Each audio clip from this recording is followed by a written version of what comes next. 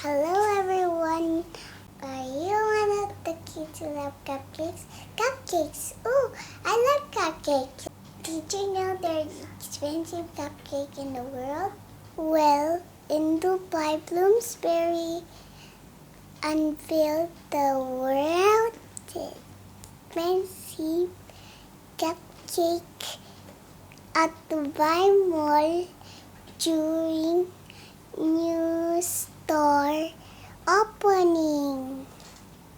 The cupcake named Golden Phoenix has been valued 3,700 dirhams or approximately 1,010 US dollar. Why it's so expensive?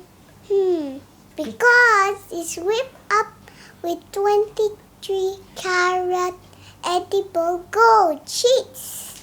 This cupcake is crafted Italian chocolate vanilla beans from Uganda and strawberries dipped in edible gold.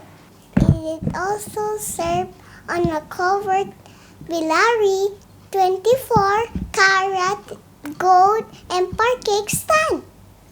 Thank you.